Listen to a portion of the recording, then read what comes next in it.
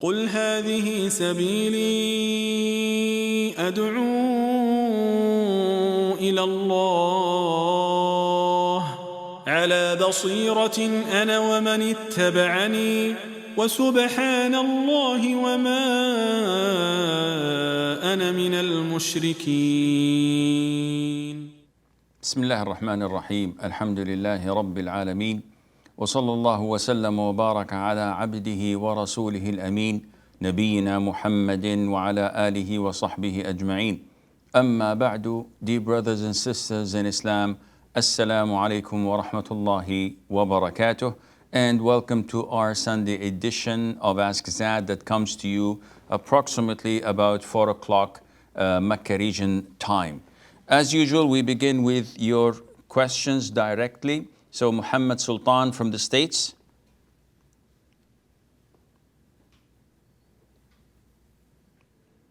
Muhammad Sultan.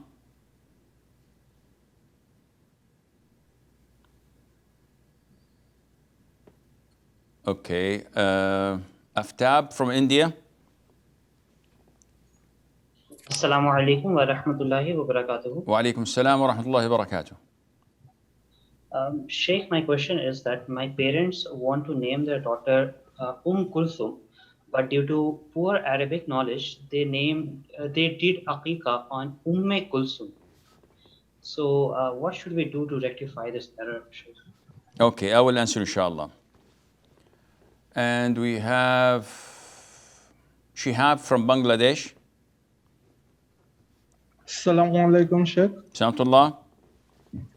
So, Sheikh, there is a guy, when he needs any fiqhi masala or fatwa, he searches it on the YouTube, goes to different website and checks different opinion and try to sometimes check their evidence. And mostly when he is convinced with some opinion, he follows it. And he says that he don't follows the opinion which is convenient to him, rather he tries to follow the authentic one. So is this the right way?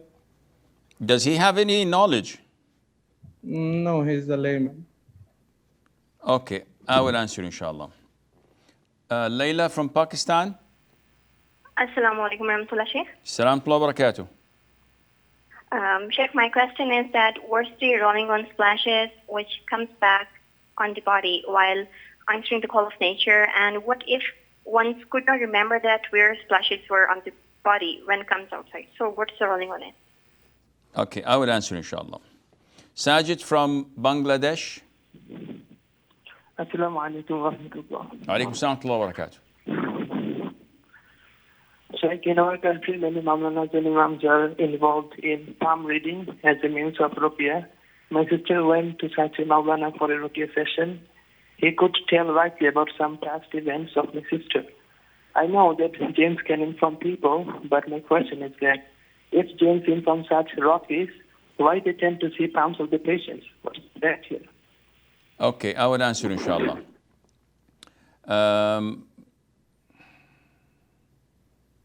Ahmed. Assalamu alaikum, Sheikh. How are you? Salamullah. Alhamdulillah. Hayyakum Allah. Yeah, Sheikh, there is a girl. She had a boyfriend, okay, and so her guardian, her parents are dead. Her guardian, the real uncle, he wanted her to get married forcibly, like she didn't want to marry that guy. So the girl, she ran away with the boyfriend and she got married without the real uncle's, consent, and then. The real uncle and all the family members, the elders, they have said that we don't want to see her. She comes and she says sorry, but they don't want to see her. They say that you have committed zina and you have crossed the limits of Allah, so you are dead for us. And so they severed the ties of kinship. My question is that is it allowed, even if she did zina or even if she didn't? We don't know because there isn't any 4 witnesses to see the zina or whatever. Anyhow, so is it allowed to sever the ties of kinship if she did zina or even if she didn't? That's my question. Where was that, ya Ahmed? When was that? Where? It was in Pakistan. Okay, I will answer inshallah. Sami from the US. Assalamu alaikum wa rahmatullahi wa barakatuh, Sheikh. How Alaikum are you? salam wa rahmatullahi wa barakatuh. I'm doing well, jazakallah khair. What about yourself? Alhamdulillah. So, Sheikh, the question is, we operate a trucking business in the United States, and we obviously have truck drivers. So, when we find loads for the truck drivers, we negotiate the price with the brokers. Is it permissible for us to show the drivers as let's say from point A to point B, the truckload rate is $1,000, to show them as $1,000, but we negotiate the price as $1,200. On top of $1,000 that we show to the driver, we also charge 16% for our fees. And then and the money that is kept out of $1,200, which is $200, we reuse for the driver for the upcoming weeks if the week is slow. Is that permissible? First of all, is the driver a freelancer or on your payroll? We have different types of drivers. We have drivers that work for us for 60 cents a mile, and we have lease drivers that we just charge them 16%. Okay, so what does it make? What difference does it make if you tell them that I'm gonna pay you $1,000 or $2,000 or $100? Because this is negotiation. You're the owner of the truck. Yes. Or you're just the provider of the job. The thing is, some weeks they are very slow, no loads at all, and then we just give that money as a bonus or add to their next payroll. Yeah, so but in order to keep the balance and the relationship with the business. So I still this needs a lot of clarification, Sami. I'm afraid that I have to speak to you more and more about this just to know the nature of the job and the relationship between the driver and yourself. And I'll come to mention this inshallah in the answer بإذن الله. Bakr from Saudi. Assalamu alaikum. Salamullah. Yes, I want to ask about books that speak upon the Quran and Hadith and have little excerpts from the Quran in them. Are we allowed to touch them without wudu? Okay.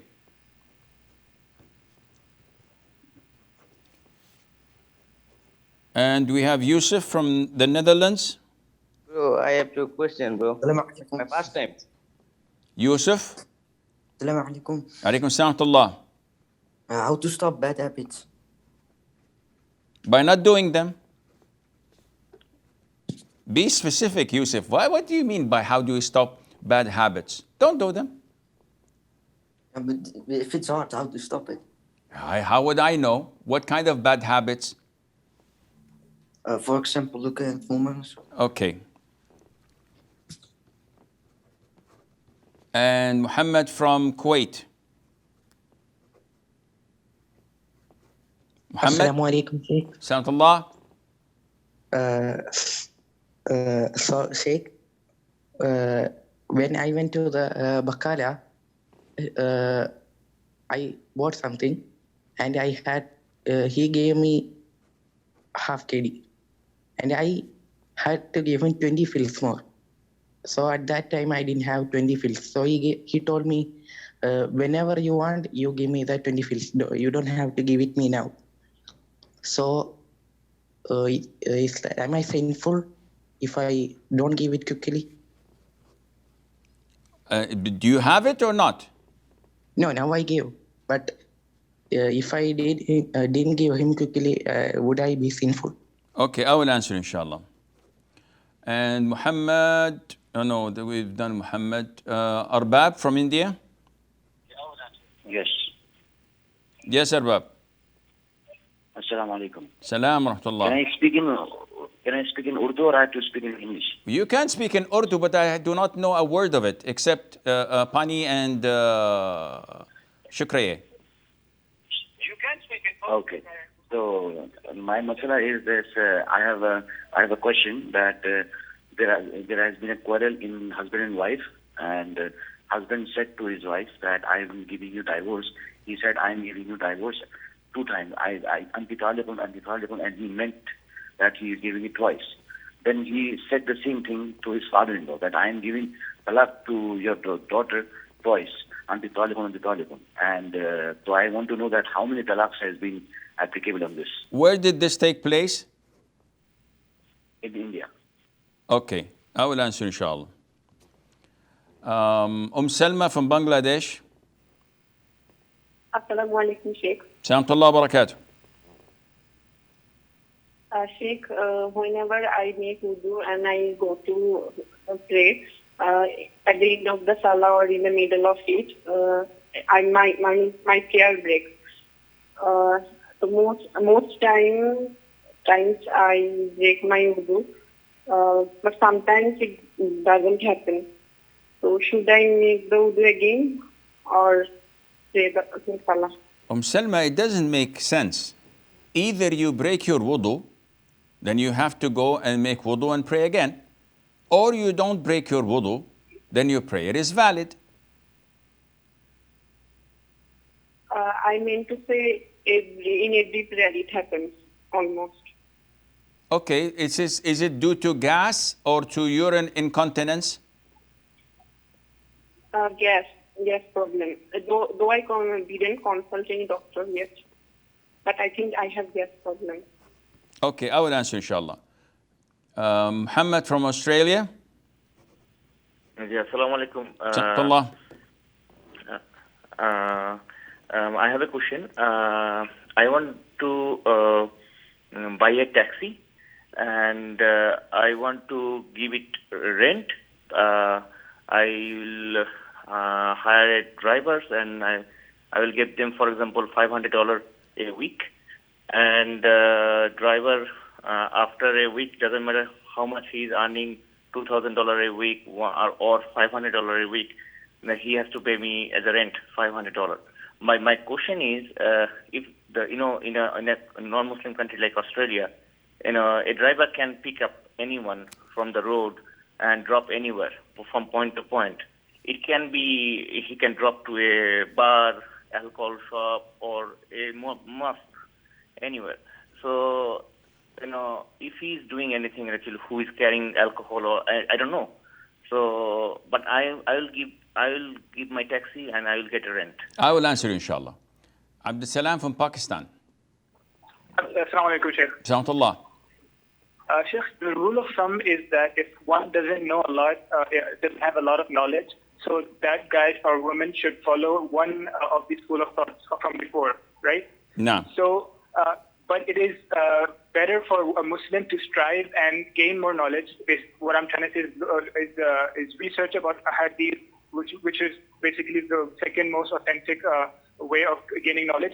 So, how would you recommend for a person who's currently following one school of thought and is trying to look into the hadith, like the hadith books and etc.? Okay, I will answer inshallah. Salihin from Canada.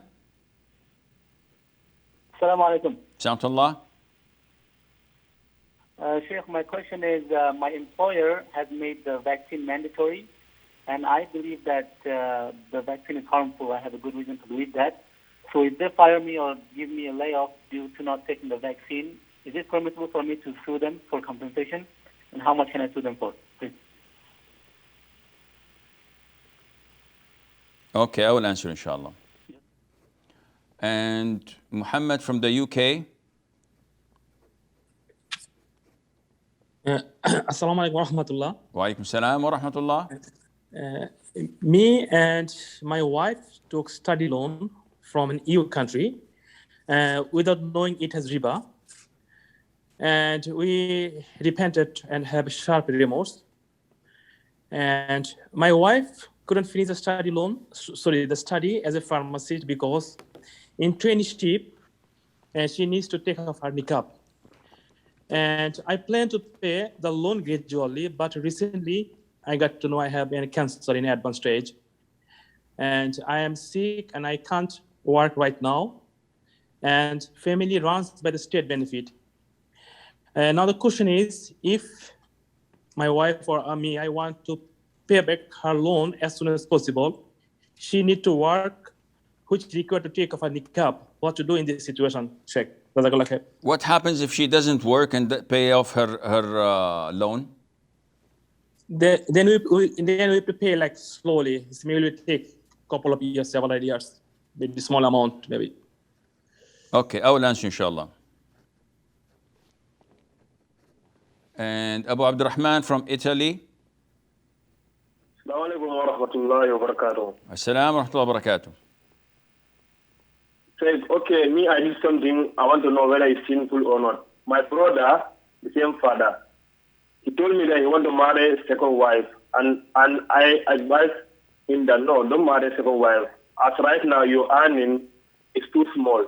It's we who help you to go with life with your family and student school fees. So, and alhamdulillah, through my advice, he stopped and he don't marry a second wife. Am I sinful for that one? Okay, I will answer inshallah. Umar from Bangladesh. Assalamu alaikum. Assalamu I see you're doing good. Yes, Umar.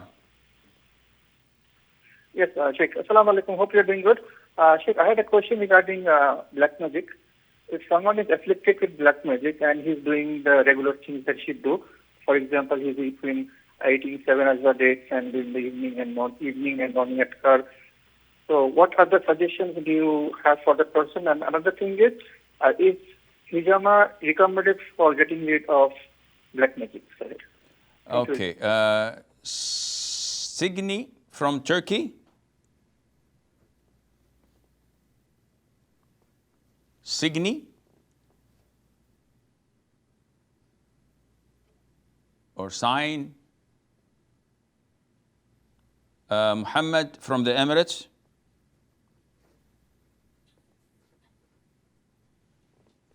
Assalamu alaikum wa rahmatullahi wa barakatuh. Wa alaikum assalam wa barakatuh.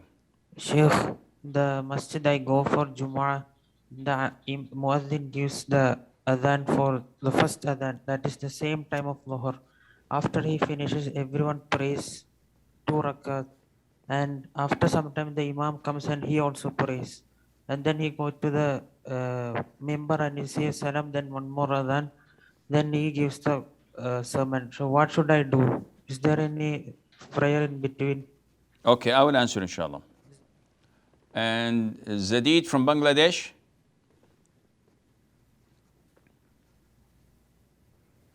Jadid. Abu Hamza from Egypt.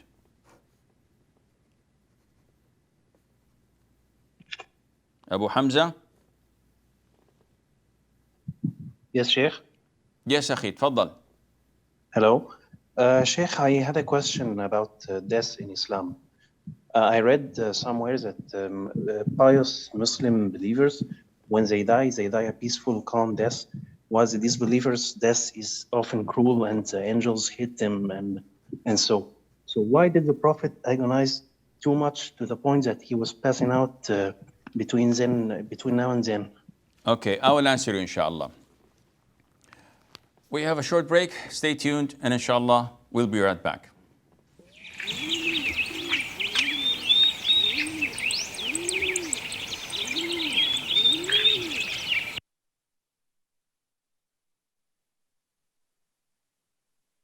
Assalamu alaikum wa rahmatullahi wa barakatuh. Today I'm going to talk about the book Interactions of the Greatest Leader. Prophet Muhammad sallallahu alaihi wasallam reminded us through his guidance and example that Islam is complete submission to the will of Allah. For one who submits, a mere declaration or display of belief will not be taken for success, but his or her heart and soul will certainly be put to test. Allah tested the Prophet of Allah sallallahu alaihi wasallam severely in order that he sallallahu alaihi wasallam becomes an example for his companions to follow. Similarly, he tests the believer to see whether he lives a righteous life in accordance with the instructions and commands set by Allah, or lives according to what his desires dictate. whether the faith he displays is firmly rooted in his heart, or is it merely on the surface. He will be tested to see whether he will continue to have faith and love of Allah when in a calamity, as he does when in comfort, whether he will continue to remember and worship him if given bounties and comforts of life, as he does when he lives a modest life. Allah will undoubtedly test him to see if his faith, trust and love of him is unconditional, or is it conditioned upon good health and a comfortable life, free from stress and anxiety. The Prophet of Allah sallallahu alaihi wasallam showed us through his own example that for a righteous Muslim, this life is a testing ground where he will continue to be tested until he meets Allah. For him, tests will be conducted on earth while he lives, and not after he dies. He knows that as soon as death arrives and he steps into the next world, his tests are over. There, he only receives the result of his tests and enjoys the fruits of the deeds that he committed during a short span of time called life.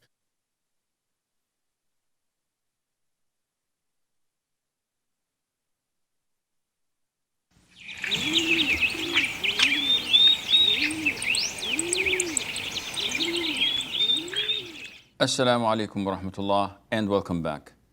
Aftab from India says that a child's aqiqah, which is slaughtered usually on the 7th day of his birth, they made a mistake in the name. So the name is Kulthum, as one of the Prophet's daughters, may Allah be pleased with her, sallallahu alayhi wa sallam. And instead of saying Kulthum, they said Ummi Kulthum. And this is a grammatical mistake. Ummu Kulthum, Umma Kulthum, Ummi Kulthum. These are vowels that change according to the position of the name in a sentence, whether it's an object or a subject or a mubtada, etc. Many things. So the name is the name. And even if they made a mistake in the name, the intention is in the heart. So they intended this slaughter of the sheep to be a sacrifice for the newborn child, whether it's Kulthum or Aisha or Maryam or whatever name it is. If they made a mistake, it doesn't make any problem, and the aqiqah is valid and the name is valid as well. Shihab from Bangladesh, he says there's a layman, and this layman, whenever he hears a fatwa, he searches online and he tries to verify whether the fatwa is valid or not, and he reads many different sources and come up with a conclusion. Now, Shihab is asking, is this way or this method valid for a layman? And I think there was a question somewhere about, from Abdul Salam from Pakistan, about a layman who is following one school of thought. How should he do when it comes to following the hadith and the Quran? Well, a layman, by definition, is someone who does not possess the ability to differentiate between views. So, someone who does not know the difference between a verse of the Quran and a hadith. And there are people like this. There are even Arabs like this. I remember speaking with one brother who's a Saudi, he's in mid-50s, and he was sort of a liberal, doesn't like anything to do with Islam. And he's a local. And in the heat of the argument, he said, Ya akhi, how dare you judge intentions? Allah, the Almighty, in the Quran says, إِنَّمَا الْأَعْمَالُ بِالنِّيَّاتِ. Verily, that deeds are dependent on the intentions. I said, MashaAllah, Allah said this in the Quran. He said, yes. I said, where? He said, I don't know, but it's in the Quran. I said, it's a hadith. And the guy said, is it? Well, hadith, Quran is all the same, subhanAllah. So this type of layman is not qualified to look into different sources of fatwa and pick whatever he thinks is most authentic, simply because he's not qualified. He doesn't have the necessary basic knowledge. But if he is someone of intellect and he fears Allah Azza wa Jal, so he's not cherry picking, he's actually looking for what is more reliable, and he relies on reliable websites such as islamqna.info, for example, and he has the analytical mind to figure out which is right and which is wrong, maybe this can be accepted. But generally speaking, no. Many times people come to me and say, Sheikh, I did this and this and this. And I said, why? He said, well, I thought that that was the most authentic opinion because I looked into Islam Web, Islam Q&A, I looked into here and there, and this is what came to my mind. I said, Akhi, this is not a game to play. If you are a student of knowledge, if you have possession of tools and sciences of Islamic knowledge, yeah, you can do that. Otherwise, you have to ask before you do such things.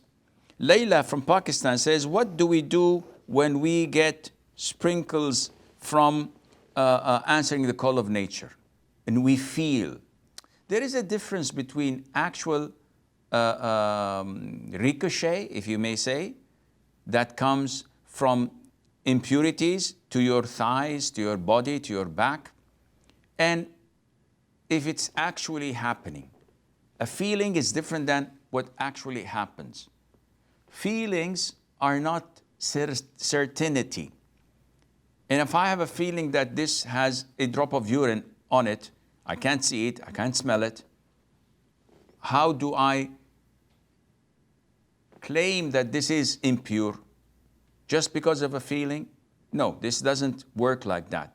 Likewise, when a person defecates or urinates and he feels that there are splashes, can he see them? Can he touch and feel them? If the answer is yes, then he has to wash it off. If the answer is no, then this is from shaitan. Some people come to me and say, Sheikh, while sitting on the toilet seat, urinating, I feel that there are wetness in the back of my head. I said, this even defies physics. If you hold something like this pen and the distance between it and the surface of the water and you drop it, would the drop reach the place it was dropped from, or it would exceed it? I don't know. I'm very bad in physics. But logically, it can't reach this high when it freely flows or freely falls on a surface of the water. To go that high up, we can generate energy because we're not using anything except gravity, and gravity cannot push up, it pulls down. So you have to be certain in order to implement the rule of washing it off. Otherwise, the rule remains, certainty is not affected by doubt. Sajid from Bangladesh, he said a question, I'm not sure I understood it correctly. He was talking about an imam who does ruqya and he looks at the palm of the hand. And it seems that he's reading the palm of the hand. I cannot elaborate because I don't know the case. If the imam, and this is a big IF, if this person is reading the palm of the hand, he's a soothsayer. He's an impostor, he's not an imam. He is involved in shirk and you must not believe him or go to him. But if he's reciting the ruqya and he's looking for physical signs such as shivering or increase of temperature, etc., something that is physical, and he's holding the hand of another man He's not permitted to hold the hand of a woman, for example. Maybe this can be justifiable, but I cannot comment on something that I don't have enough information about. Ahmed, she says that there is this girl in India whom her uncle tried to forcefully get her married. And we all know that this is totally prohibited and the marriage is invalid. The uncle has no power. The brother has no power. Her son has no power in forcing her to get married to anyone. So when everybody in the family stood against her, she ran away with her ex-boyfriend or with her current boyfriend, I don't know, and they got married. And now she's disowned by the whole family. None of them want to see her. They're accusing her of zina. And Ahmed says, are they allowed to accuse her of zina when they don't have any evidence? First of all, what she had done is wrong. Running away and marrying someone against the will of her family, her guardian, is definitely prohibited and the marriage is invalid. But due to the fact that they are in India, which is a predominantly Hanafi country, the law there allows a woman to marry against, or let me rephrase that, it allows the woman to marry without a guardian. And if she's a devout Hanafi follower and her husband is a devout Hanafi follower and they were not involved in any premarital sexual intercourse, and they got married in an Islamic court or an Islamic center, then the marriage is valid. Secondly, can they accuse her of zina? The answer is no. And accusing her of zina requires 4 male witnesses graphically describing what they had seen of a sexual intercourse taking place. But if they accuse her of this on the account that they believed that the marriage contract was invalid, so their marriage is invalid and they're living in a state of zina, this might be a dubious area that each one has his own opinion and view of it. She must try her level best to rectify this issue and try to explain to them if she can. If she cannot, then may Allah make things easy for her. Sammy from the US, the relationship, Sammy, between me and someone that works for me, he's either a partner in a transaction. So someone comes to me and he says, Akhi, I'd like you to deliver this mug to Las Vegas and I'll give you $10,000. I said, okay. I go to a truck driver. He has his own truck. He's a freelancer. And I say, listen, I've got a deal for you. I'd like you to take this cup, this mug, to Las Vegas for $500. Any problem? No problem. He has the free will to say yes or no. He doesn't work for me. He's a freelance. I'm not obliged to tell him that I'm charging $10,000.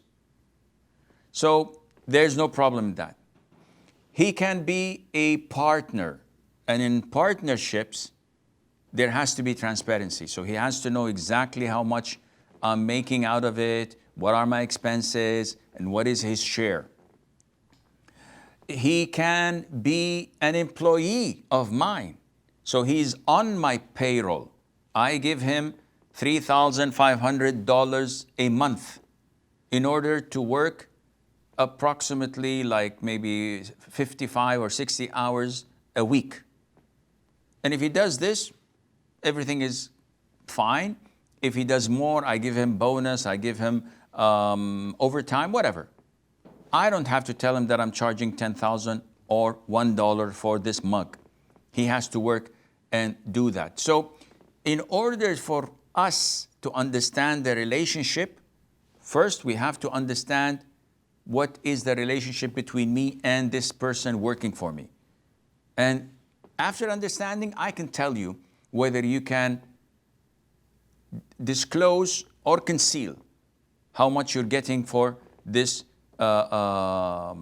transaction from a broker or from the same person that needs this transportation. Bakr from Saudi Arabia says that if we have books like books of hadith, books of fiqh, that include verses of the Quran or maybe surahs of the Quran, must we be in the state of wudu, ablution, when we touch these books? The answer is no. You can touch them without a problem. Yunus from Holland, he says, how can we stop bad habits? And you stop bad habits by not doing them. And specifically, how can we stop looking at women, not lowering our gaze? First of all, by learning the beautiful names of Allah. This gives you background to who Allah Azza wa Jal is, and it helps you strongly in fighting such bad habits. Secondly, cut all means that facilitate it. So most likely you're not sitting on a cafe in Amsterdam drinking cappuccino and watching the people walking by, because it's expensive to pay 3 or 4 euros for, not 3, for 5 or 8 or maybe 10 euros for a cappuccino. What is this? Go and migrate to a Muslim country. It's much cheaper. You are most likely involved in watching haram stuff on your mobile phone, on your PDA, on your iPad, on your TV screens. So you have to cut these means. Throw your smartphone and get an old Nokia with no internet. And try to eliminate anything haram in your home. Make it public so that everybody can share it with you. If you were to be involved in seeing something haram, this would make you more bashful and shy from watching it, and so on.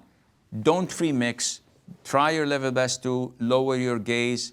Don't socialize with the opposite gender, and try to get married as soon as possible. Muhammad from Kuwait, if the shop gave me change, or I paid the shop something and they gave me more change than I deserve, and I could not give them back the change due, and the shopkeeper says, keep it with you and bring it whenever you can, and I delayed paying him back, instead of bringing it in the afternoon, I took 2 days to pay him back. Am I sinful? No, you're not sinful, because it was indefinite. But definitely, you were not doing the right thing, because if someone else did this to you, you would have become a bit angry. Why didn't he bring the money when he had the ability to do so? So it's always best to get rid of any debts on you and to exempt yourself from it. Arbab from India, issues of divorce must be resolved with the court in your country. You divorced in India, and in India, if you say 3 times to your wife, I divorce you, I divorce you, I divorce you, they make this final divorce.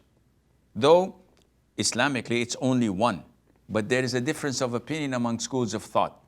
And whenever there is an Islamic Sharia practiced in a country, we cannot cherry pick and say, no, I'm not going to the court here, I'm going to the court in Saudi, or I'm going to ask in Egypt, or I'm going to go to Jordan, because I know their fatwa suits me better.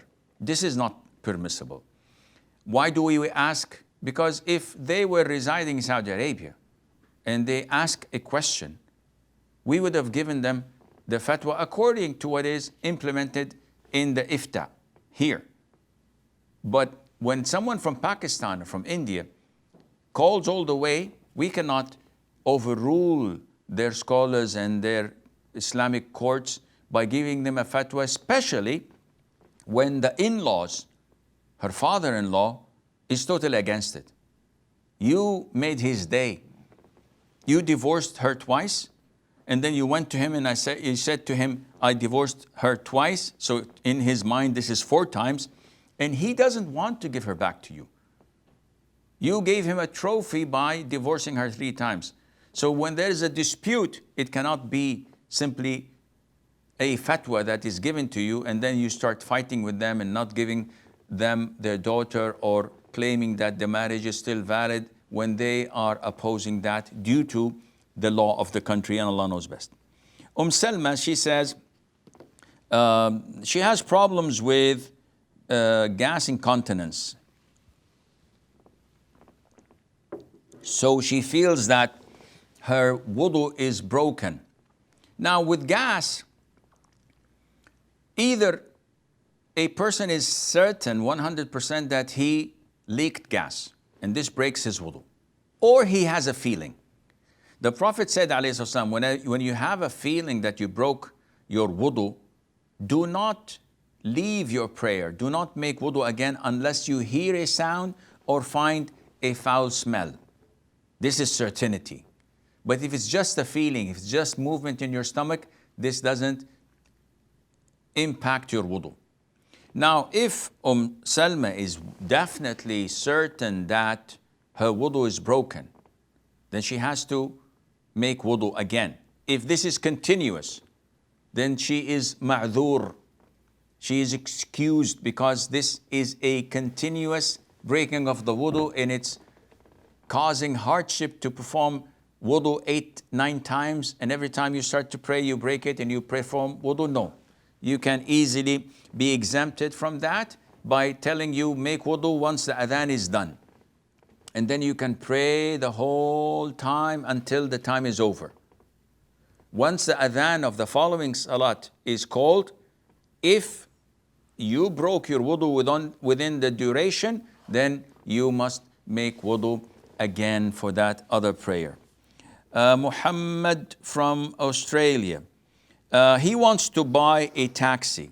So if I bought a taxi and the taxi is for rent, and someone comes and says, listen, I'm willing to rent a taxi for $500 a week. Whether I make $1 a week or $1 million a week, it's none of your business. You're just hiring me or renting me your cabbie. Is it permissible? There's no problem in that. Is there any sin on me if he takes someone to a nightclub or to a brothel or to a church? No, there is nothing on you because you're renting him a vehicle, and where he goes or what he does with it, it's his business, and Allah knows best. And Salihin from Canada, his employer mandated and forced him either to get inoculated, to get the vaccine of the COVID-19, or he'll be fired. So he says, can I sue my employer, and for how much? The issue of suing is un-Islamic. Someone prepares green tea for me, and it is hot, boiling. So I don't know, I take a sip, and I'm burnt with it, scalded with it, and then it fell on me, and I go and sue them for damages, and I get $1 million. Is this halal? No, it's not. In Islam, you may be compensated for the damage that took place, actual damage. So if there's a fault in my car and I'll make a small accident, I can't sue them for $10 million. I can sue them to fix my car, to pay for any damages that my car did. That's probable and possible. So your employer has the right to fire you. I don't want you. I don't like how you look. I'm paying you. You come and work for me. If you decide to come in your shorts, and I tell you don't wear shorts to work, you have to wear a suit and a tie, and you don't, can I fire you? Yes, I can. So if I tell you to do something which I, as an employer, believe that it is for the safety of the community and for the employees, and you refuse, then you are on the wrong side of the rope. Having said that, it also depends on the laws of the country. If the laws of the country states that he's not allowed to fire you for such a thing, yeah, you may sue for damages, which is maybe a month or two salary, because if he's entitled, according to the laws of the country, to fire you, giving you a month or two head notice, in this case, he did not do anything wrong, except for firing you on the spot, so you're entitled for the month or two notice. Other than that, no, you're not allowed to sue him, because this money is haram money for you. It's a relationship between an employee and his employer. He doesn't like to employ you, he may sack you. You don't like the work environment, you may resign and leave. And the issue of not believing that the vaccine is good for you, this is your own opinion. But the whole humanity had already taken smallpox, polio, hepatitis, and all these things that we are given when we are children or infants even, and nobody's crying wolf. So how come when such an epidemic, it's not a pandemic, okay, I agree with you, but in such a disease that we've seen people and we know people that died because of it. And we've seen people who had taken the vaccine and nothing has changed in their lives. I'm one of them. I took the vaccine 6 months or 5 months ago, both shots, and nothing happened yet. I hope I don't die all of a sudden. But everybody's taking it. Everybody I know is taking it. And people keep on insisting, there's a conspiracy, there's a microchip in it. It will make you infertile. It will make you impotent. It will make you this and that. And everybody's taking it. So making an issue of it, maybe one should reassess. Muhammad from the UK,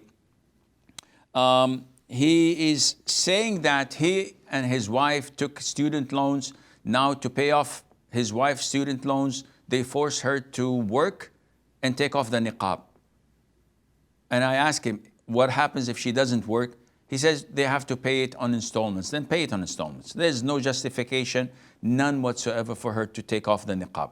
And the student loans, to my knowledge, that if you work and earn a certain threshold or above, you're obliged to pay them back. If not, you are exempted from that. Abu Abdurrahman from Italy, his brother wanted to get a second wife and he advised him not to.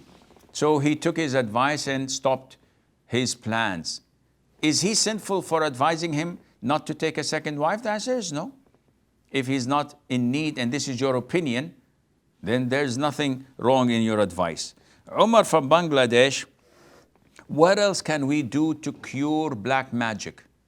We do the adhkar in the morning, in the evening, after fard salah, before going to bed, before leaving the house. And we do the ruqya. What else is there to be done? Nothing. Just you may add dua in all sujoods you make in prayer, that Allah cures your affected individual with black magic and to restore his health back again. But other than that, there is nothing you could do. Muhammad from the Emirates, he noticed that between the first adhan and the second adhan, the people stand up to pray, which they call sunnah. And not only that, even the imam himself, when he comes, he prays this, what is called sunnah. These people don't know, akhi. There is no sunnah, prescribed sunnah, before Jumu'ah prayer. And we've said this so many times. The sunnah before the prayer is only for dhuhr. And in Jum'ah, we're exempted from that. There is general voluntary nafil, which is not related to the first adhan or the second adhan. It's related to whenever you come to the masjid, you pray as many rak'ahs as you wish, 4, 6, 10, 20, 50, up to you. And when the imam says, Assalamu alaikum wa rahmatullah, you sit and listen to the khutbah. So what they're doing is definitely wrong and it is baseless. Abu Hamza from Egypt, he has a confusion. And he says that we know from the hadith of Al-Bara ibn Azib, may Allah be pleased with him and with his father, that the angels of death takes the soul of a believer as a drop falling from a water container, a skin water container, very smoothly and very lightly. This is how they take the soul. While the soul of a disbeliever is taken as if an iron rod with thorns and pricks is snatched from a wet piece of wool. Imagine how every centimeter, every inch it is taken away, it tears something. So he's saying that my confusion is, we know from the seerah that the Prophet ﷺ suffered pain and agony on his last hours and last moments. So how can we reconcile? Akhi, you have to have full faith that the hadith is authentic. You have to have full faith that the Prophet is the messenger of Allah Azza wa Jal. But you have to understand the context and the different ahadith and combine them all.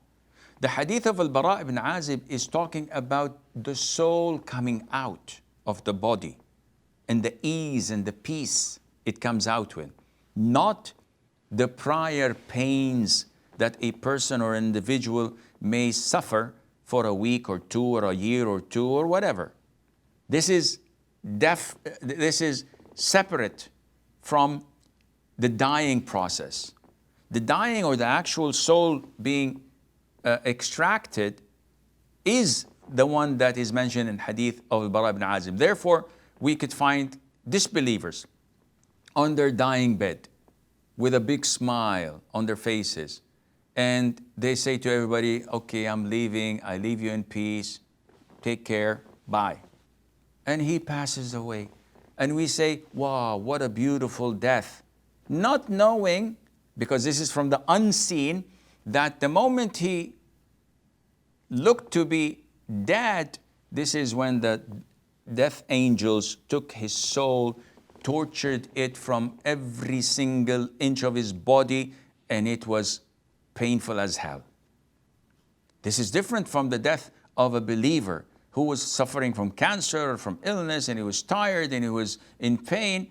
But when the time for his soul to be extracted, it comes out in a peaceful fashion and manner. And I hope this answers your question. This is all the time we have until we meet next week on Saturday after Maghrib prayer in Mecca. I leave you fi amanillah. Wassalamu alaikum wa rahmatullahi wa barakatuh. قل هذه سبيلي أدعو إلى الله على بصيرة أنا ومن اتبعني وسبحان الله وما أنا من المشركين.